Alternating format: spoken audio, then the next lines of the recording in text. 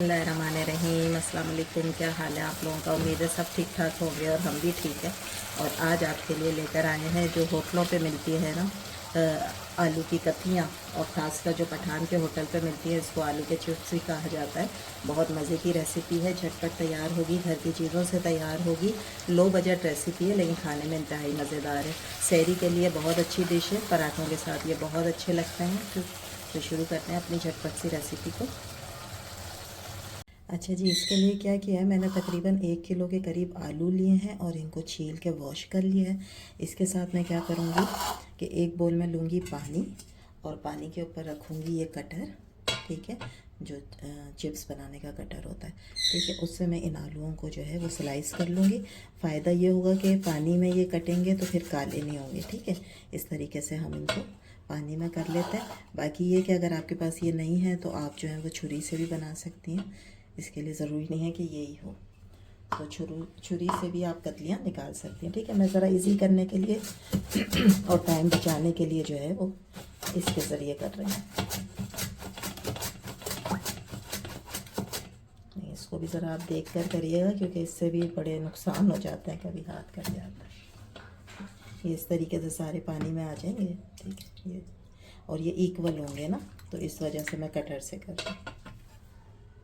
ये देखें सारे स्लाइस मैंने बना लिए हैं, ठीक है। कतलियाँ आपने इसी तरीके से बना लेनी है, रहेगा ये पानी में ताकि काले ना हो।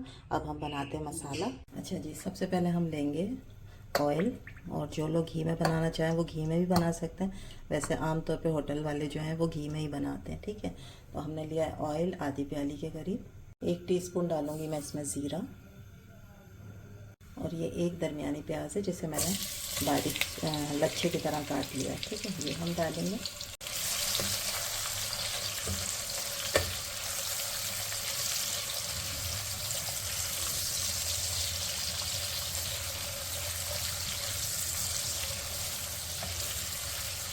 प्याज पे एक अच्छा सा कलर आ जाए, नरम पड़ जाए प्याज, और एक बिल्कुल लाइट सा जो पिंक सा कलर होता है ना प्याज का, वो आ जाए, इसका कच्चापन दूर हो जाए, फिर हम इसमें डालेंगे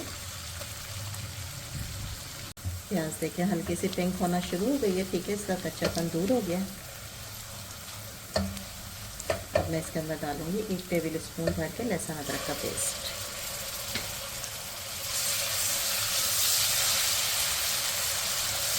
थोड़ा सा इसका कच्चापन दूर करेंगे, भून लेते हैं इसको 1 से 2 मिनट लहसुन अदरक की पेस्ट को।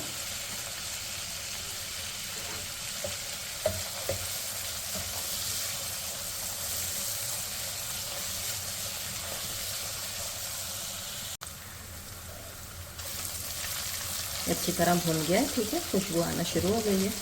अब मैं क्या करूँगी, इसके अंदर डालूँगी ये 2 टमाटर हैं, ठीक है, इनको मैंने छिलका उतार दिया और इन्हें कट कर लिया।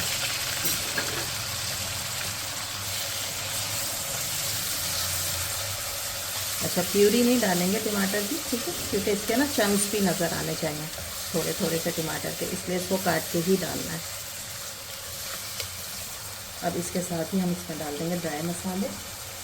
1 टेबल स्पून भर के लाल मिर्च का पाउडर, 1 टीस्पून है हल्दी पाउडर, और थोड़ा सा नमक अपने टेस्ट के मुताबिक। अब हम इसे भून लेंगे, ठीक है। और नमक डालने से ये होता है कि टमाटर जल्दी गल जाते हैं, ठीक है। तो इसको हम ढक के, ताकि टमाटर नरम हो जाए अच्छी तरह, और फिर हम इसकी भुनाई कर लेंगे। इसको ढक देंगे थोड़ी सी देर ताकि टमाटर नरम हो जाए। टमाटर गल गए, ये देखो कितनी अच्छी ग्रेवी तैयार हो गई है, ठीक है। अब क्या करेंगे, इसके अंदर 1 टेबल स्पून में डालूँगी कसूरी मेथी का, जिसकी बहुत अच्छी खुशबू आती है आलूओं में। इसके साथ भी 1 से 2 मिनट भूनूंगी। झटपट सी रेसिपी है लेकिन बहुत ही मज़े की।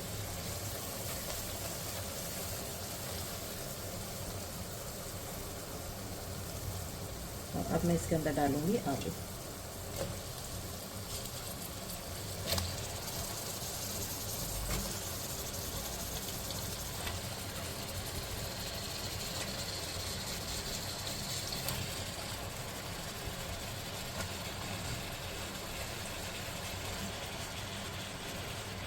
आलू जो हैं वो बिल्कुल हमने पतले पतले स्लाइस किए हैं, तो इसको गलने में ज़्यादा टाइम भी नहीं लगेगा और इसमें आपने पानी भी ज़्यादा नहीं डालना है। ठीक है, अब हम इसको मिक्स कर लेते हैं मसाले के साथ।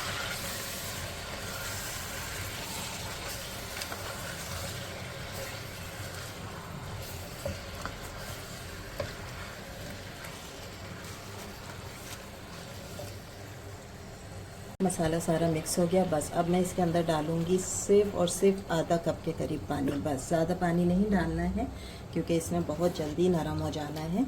स्लाइस बहुत अच्छे कट हैं। ठीक है, अगर मोटे आपने कटिंग करी है तो वो तो अच्छे ही नहीं लगेंगे और इनको टूटना नहीं है। ठीक है, तो इसको हमने अब दम पे रख देना है।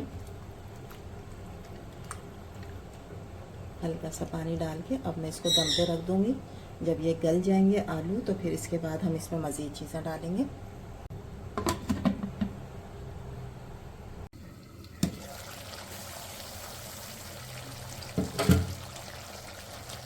ज़बरदस्त से आलू तैयार हो गए और गल भी गए। ठीक है, बिल्कुल हल्के हाथ से आपने, ताकि ये टूटे ना, इसको मिक्स कर दें मसाले को इस तरीके से। ठीक है,